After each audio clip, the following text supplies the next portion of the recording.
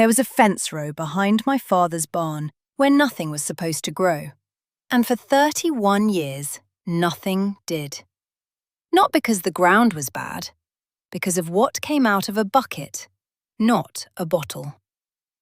I want to tell you about that bucket, and about one number first. 3. 3 things. That's all that ever went into it. I won't tell you what they were yet. Stay with me to the end, because I'm going to give you the exact ratio my mother used, the one she never wrote down anywhere, the one I had to ask her 4 times before she'd say it slow enough for me to remember it word for word. My father used to say, a weed doesn't care how educated you are. It only cares whether you show up. I didn't understand that sentence until I was grown and gone, standing in a hardware store aisle, looking at 6 different bottles promising 6 different things, all of them hiding the same handful of ingredients under 6 different brand names, all of them costing a little more than the year before. That's when I started thinking back to the bucket under the porch steps and how little it ever asked of anyone. Tell me in the comments how old your weed killer bottle is. Just the age. Look at the date on it right now if you have to. I read every single comment, and I already know what most of you are going to say, because I used to be the woman buying that bottle too, back before I understood what was in it. You have probably stood at the edge of your own driveway, looking at the same crack in the same concrete, the same dandelion coming back for what feels like the 10th summer in a row, and you've sprayed it. And you've sprayed it again 2 weeks later. And somewhere in the back of your mind, you've wondered if you're the problem. You're not the problem. Same bottle, same aisle, same weekend chore, and somehow you're still losing ground to a plant with no brain and no plan. That should bother you more than it does. Here's the part nobody at the garden centre is going to explain to you. And it isn't because they're bad people. It's because there's no money in a recipe you make once and use for years. There's good money in a bottle you have to buy every spring, every time the label says it's improved, every time the price goes up $4 and the formula barely changes. Nobody can sell you a monthly bill for vinegar, so nobody built an aisle around it, and nobody put it on a commercial in between the football game and the news. Think about how the whole system is built. A bottle of weed killer is engineered to be used up. It has a measured amount inside, a recommended dose, a shelf life printed on the bottom so you'll eventually throw out what's left and buy a fresh one, whether you needed to or not. Compare that to a gallon of vinegar, which costs almost nothing, never expires in any meaningful way, and sits on a shelf doing nothing until you decide to use it. One of those products depends on you forgetting how simple the other one is. I haven't bought weed killer since I left, and I don't plan to. Not the spray kind, not the granule kind, not the kind in the orange jug with the warning label wrapped twice around it.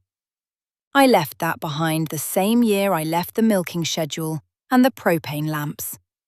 And out of everything from that life, this is the one I kept on purpose. This is what the record shows. Old Order households in Holmes County didn't have a chemical aisle. They had a root cellar, a clothesline, and whatever grew at the edge of the garden that wasn't supposed to be there. We didn't call it a method. It was just how it was done. The same way you'd scrub a porch or patch a fence. Not a system with a name, just Tuesday. There was a woman 2 farms over named Verna, and I want to be specific about her because this isn't a story I heard second-hand. Verna kept the longest gravel lane in the district, nearly a quarter mile of it, and not one green sprig came up through that stone from one June to the next. I walked that lane myself the summer I was 19. Counting cracks, looking for a single weed. and I stopped counting after 50 feet because there was nothing to count. She kept a gallon jug under her porch steps, dark glass, no label, refilled every few days from a bigger container in the springhouse. I asked her once what was in it. She looked at me the way you look at someone asking why water is wet, and she told me. Verna was not a young woman even then. Her hands were rough in the particular way that comes from decades of laundry done by hand and a garden worked without machinery. And she moved along that lane with a sprayer slung over one shoulder like it weighed nothing at all, stopping every few feet to soak a patch of green before it had the chance to spread.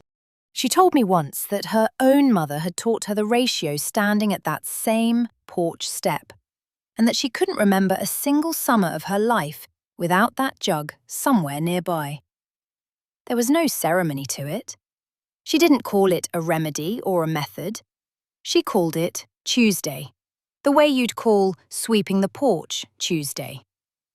Now, I want to be honest with you about something because I don't want you thinking this is magic. It isn't. This won't kill a tree root, and it won't clear a field that's been neglected for 10 years in one afternoon. What it does is kill what's green and growing right now, fast. The same day in full sun, within 24 hours in most cases. That's the whole job it's built for, and it does that job completely. Here is where it gets interesting because the chemistry of it is almost embarrassingly simple.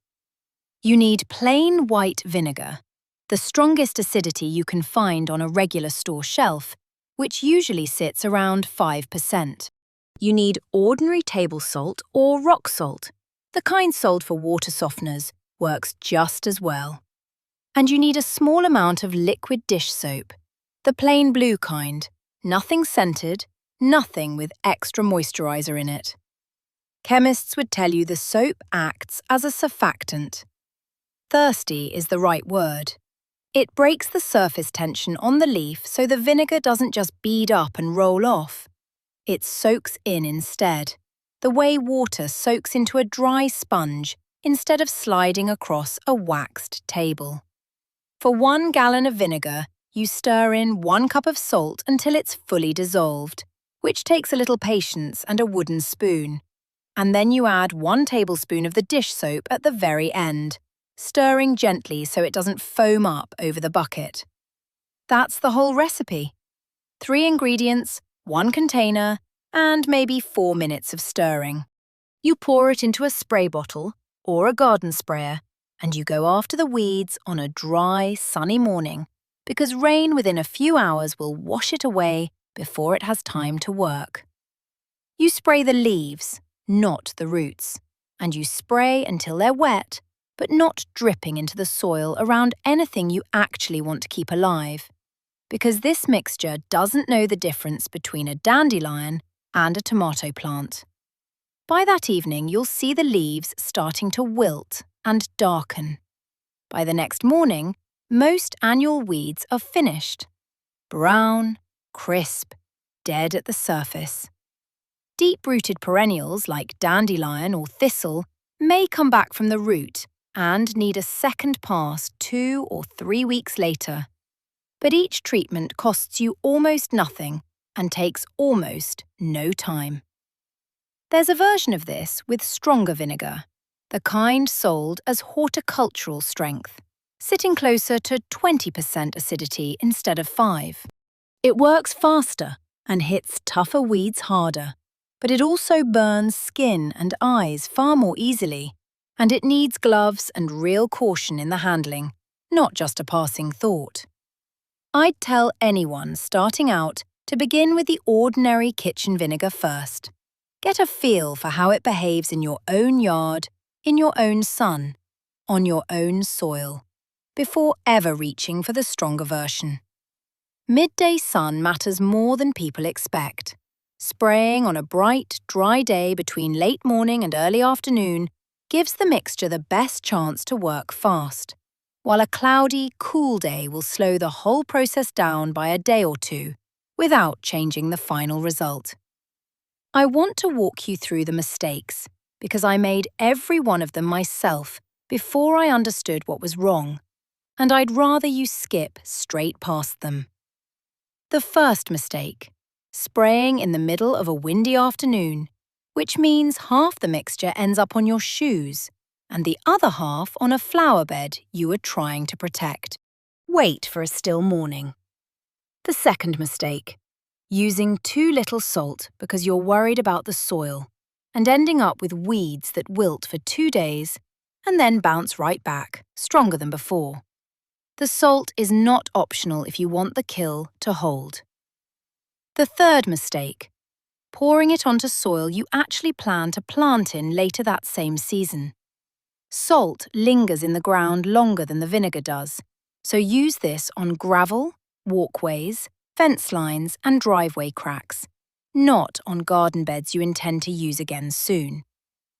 The fourth mistake, and this one embarrassed me the most: spraying right before I went out to weed by hand anyway, not realizing the leaves were now slick and stinging, and getting a faceful of vinegar and salt mist when I bent down to pull what was left. Wear something over your eyes if there's any wind at all. If you are the kind of person who would rather make one bucket last all summer than buy a new jug every few weeks, you already know what to do. Come back next week, because I'm going to show you the second mixture my grandmother kept for the spots where even this one wouldn't hold. The cracks along the foundation where weeds came back no matter what we tried, and what finally stopped them for good. Now, I want to be honest with you about the limits of this, because nobody selling you something tells you when it isn't the right tool, and I'm not selling you anything. This mixture is for hard surfaces: gravel, brick, concrete cracks, the edges of a barn floor, a long driveway like Verna's. It is for small to medium patches you can reach with a hand sprayer in a single morning. It is not for a half-acre field gone to weeds, because you'd need more vinegar than is practical or affordable to cover that much ground, and there are better tools for that scale, like mowing low and smothering with cardboard and mulch over a season. It is not for areas you plan to plant in within the same year, because of what the salt does to the soil over time. And it is not a permanent fix for anything with a deep, established root system on the first try. Thistle, bindweed, and certain grasses will need repeat applications, sometimes 3 or 4 times across a season, before they give up entirely. Anyone who tells you one spray solves everything, for every plant, forever, is selling you something. I'm not.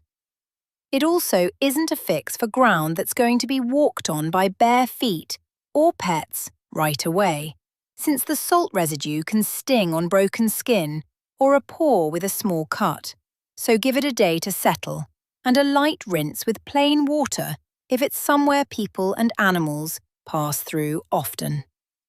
None of this is complicated, but skipping these small cautions is exactly how a simple remedy turns into a regret. Here is the larger thing I want you to sit with, because it goes beyond weeds. There is good money in selling a person something they have to keep buying. There is no money in telling them how to make one bucket last all summer for the cost of a few dollars. That's not a conspiracy. It's just an incentive. The same incentive that's been quietly running for as long as there's been a shelf to stock and a customer to keep coming back to it. The Amish households I grew up around weren't trying to outsmart an industry. They simply never had access to that industry in the first place, so they kept doing what worked, generation after generation, without ever giving it a brand name. That, more than anything, is the difference between the life I grew up in and the one most people live now. Not that one is better or worse across the board. I'm not here to tell you that washing clothes by hand makes you a better person, because it doesn't, and I left for reasons that had nothing to do with vinegar. But there is something to notice in a household that simply never had the option to be sold to in the first place. They weren't resisting marketing. They were untouched by it. And every now and then, what they kept without trying turns out to be worth more than what the rest of us paid for. This weekend, I want you to try one bucket on one section of cracked walkway or one stretch of gravel you've been fighting for years. Just one. Come back and tell me what you found.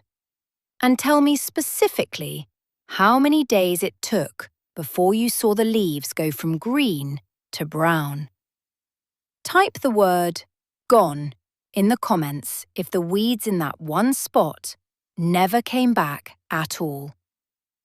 I want to see how many of you it worked for, because I read every single one of those comments myself. Now let me close the two things I opened with at the very start. The number was 31. 31 years that fence row behind my father's barn stayed bare, sprayed with nothing but this same bucket, refilled from the same springhouse container, season after season, without a single trip to a store. And the three things I promised to name, vinegar, salt, and a small amount of dish soap, that's the whole list. The same list Verna kept in an unlabeled jug under her porch steps. The same list nobody on a garden centre shelf is going to point you toward, because there's no profit in a list that short. Waste nothing. And remember, the people who built this country with their hands knew things we are only just starting to remember.